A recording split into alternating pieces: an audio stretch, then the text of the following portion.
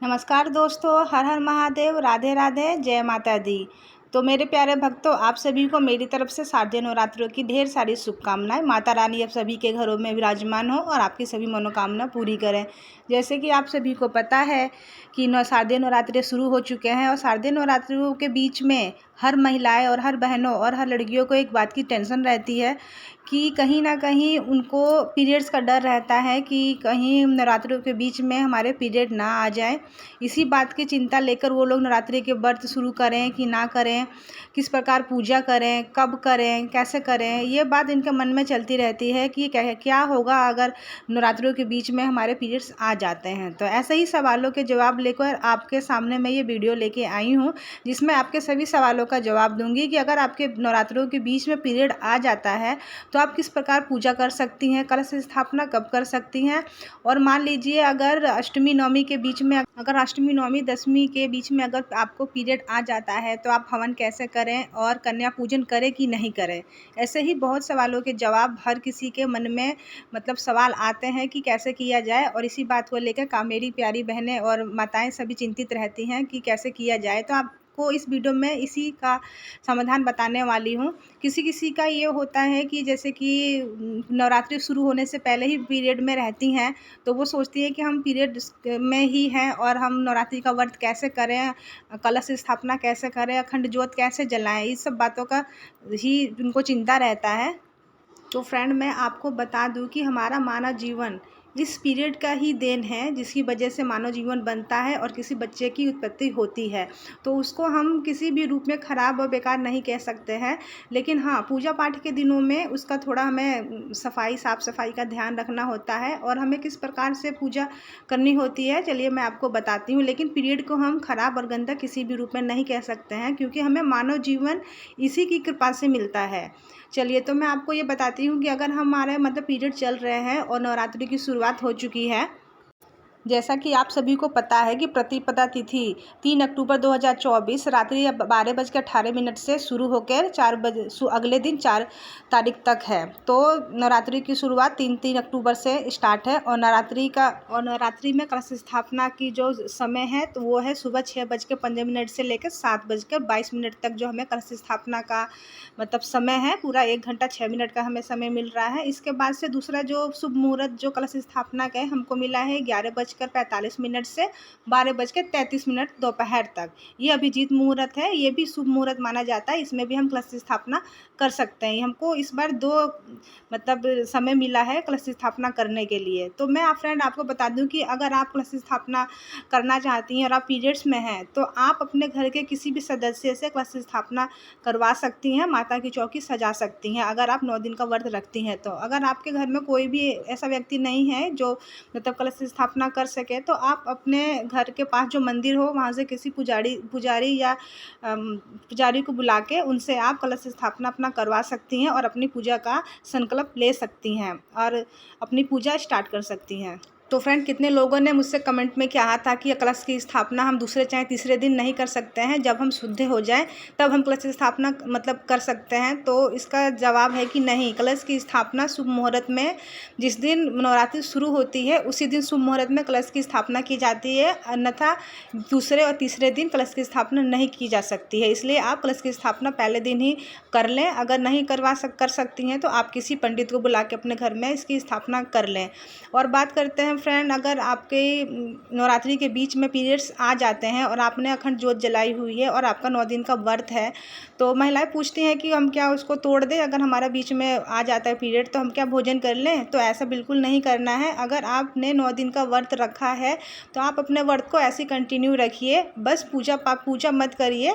जो पूजा कार्मिक पूजा होती है, कार्मिक पूजा ना करके आप मानसिक पूजा करिए और मन ही मन में माता रानी का भजन कीर्तन करिए, उनके मंत्रों का उच्चारण कीजिए। और आपके घर में कोई दूसरा सदस्य है तो आप उनसे अपनी पूजा करवा सकती हैं, लेकिन अपने जो आपने व्रत रखा है उसको बीच में नहीं तोड़ना है। आप जिस प्रकार से अपना व्रत करती हैं, आप उसी प्रकार से अपने व्रत का पूरा जो आपने संकल्प लिया है पूरा 9 दिन का, वो पूरे 9 दिन अपने व्रत को वैसे ही रखना है। और आप जैसे फलाहार करती हैं और दूध वगैरह पीती हैं, आप वैसे ही अपना रखना है, बीच में उसको नहीं छोड़ना है। और इसके बाद और क्वेश्चन मेरे पास आया था कि क्या नौवीं दसवीं में अगर आ जाता है तो हम कन्या पूजन करें कि नहीं करें, हवन करें कि नहीं करें। तो हवन की जहाँ तक बात है, तो हवन तो हम लोग मतलब हवन पीरियड के समय में नहीं कर सकते हैं, और कन्या पूजन हम लोग कर सकते हैं, क्योंकि भोजन अगर हम बना सकते हैं तो कन्या पूजन भी हम कर सकते हैं। तो इसलिए ये डरने की कोई बात नहीं है कि आप हवन ना करें, लेकिन कन्या पूजन आप कर सकती हैं, कन्याओं को खाना खिला सकती हैं, और बाज़ार से भी मिठाई वगैरह फल ला के उनको कन्या को खिला सकती हैं। देखिए, सबसे बड़ी बात होती है कि हम किस श्रद्धा भाव से माता रानी की पूजा कर रहे हैं, और हमारे मन में कोई छल कपट लालच नहीं है। ये भाव देखना बहुत ज़रूरी होता है। ये नहीं होता है कि हम 9 दिन का व्रत रखे हैं और सबसे लड़ाई झगड़ा, इधर उधर लड़ाई झगड़ा और सब शांति भंग कर रखी है और व्रत रखे हैं, तो ऐसा नहीं होता है। मन का साफ होना और मन का सात्विक होना और मन के अच्छे विचारों को लेकर ही माता रानी की पूजा अर्चना की जाती है। अगर हम पीरियड्स में हैं और हमारा मन अच्छा है और हम अच्छे इंसान हैं और हम किसी लड़ाई झगड़ा नहीं करते हैं, तब हम पूजा ना भी करें तो भी हमारी पूजा साकार होती है। माता रानी हमको उतना ही फल देती हैं जितना जो 9 दिन रह के अखंड जोत जला के पूजा पाठ करता है, उतना ही फल हमको भी वो माता रानी देती हैं। अगर हम पीरियड में भी हैं और हम पूजा पाठ नहीं कर रहे हैं, तो सबसे ज़्यादा मन की भक्ति देखी जाती है, तन की भक्ति नहीं देखी जाती। इसलिए मन से हमेशा पूजा पाठ और भक्ति करनी चाहिए। तन का दिखावा नहीं होता है, मन से जो करना चाहिए वो पूजा पाठ कहलाती है। इसीलिए ये कभी भी ना सोचे कि अगर नवरात्रों के बीच में हमारे पीरियड्स आ गए हैं तो हम माँ को आरती नहीं कर सकते हैं और माँ को दीप नहीं जला सकते हैं। हाँ, बेशक आप अपने हाथों से दीपक नहीं जला सकते हैं, लेकिन माँ की आरती तो आप कभी भी गा सकते हैं, उनकी नाम तो आप कभी भी ले सकते हैं, उनके मंत्रों का उच्चारण तो आप कभी भी कर सकते हैं। इसीलिए सबसे पहले मन की संतुष्टि ही सबसे ज़्यादा मेन मायने रखती है पूजा पाठ से ज़्यादा। इसीलिए अगर आपके पीरियड्स आ भी जाते हैं तो आप पूजा अपने हाथों से ना करके आपके घर में आपके हस्बैंड हो, आपके बच्चे हैं, चाहे आपका भाई, चाहे मम्मी पापा जो भी हैं, आप उनसे करवा सकते हैं। लेकिन आप व्रत बिल्कुल भी ना तोड़ें कि हाँ कि हमारा बीच में अगर आ जाता है पीरियड तो हम व्रत को तोड़ देते हैं और भोजन कर लेते हैं, ऐसा नहीं करना है। मान लीजिए अगर आपने 9 दिन का व्रत रखा है और आपके पीरियड बीच में आ जाता है और आप उसको तोड़ के मतलब भोजन कर लेती हैं, तो आपका व्रत खंडित माना जाएगा। इससे ये माना जाएगा कि आपने बीच में अपना व्रत स्वयं खंडित किया है, तो जिसका हमको दोष भी लग सकता है, बुरा दोष भी लग सकता है। माता रानी की मतलब हम पे गुस्सा भी हो सकती हैं। अगर मान लीजिए आप पूजा नहीं कर रही हैं तो उससे क्या हुआ, आप मानसिक रूप से पूजा कर सकती हैं।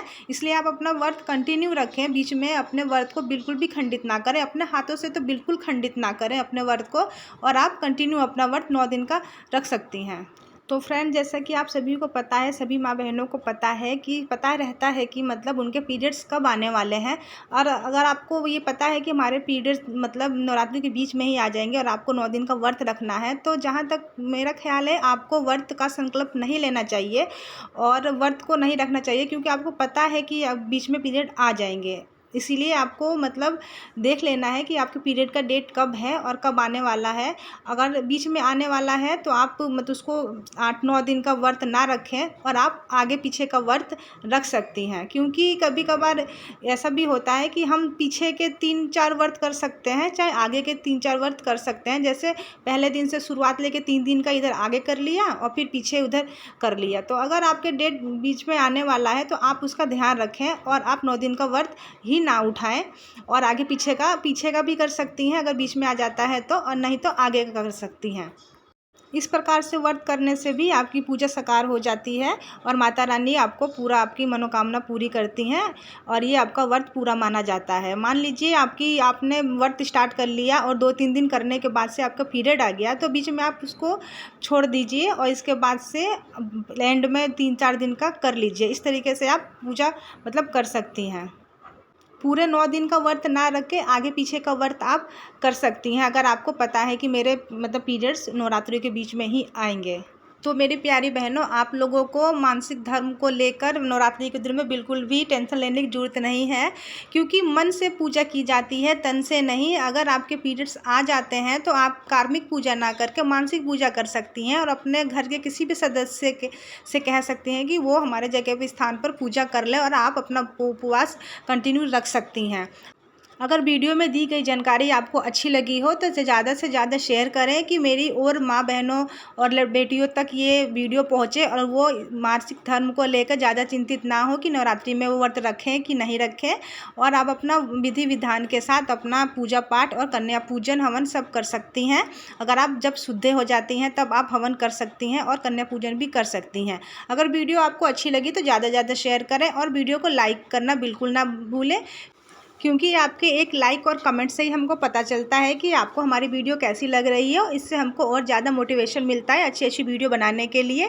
चलिए फिर मिलेंगे किसी अच्छे वीडियो के साथ। जब तक के लिए हर हर महादेव, राधे राधे, जय माता दी।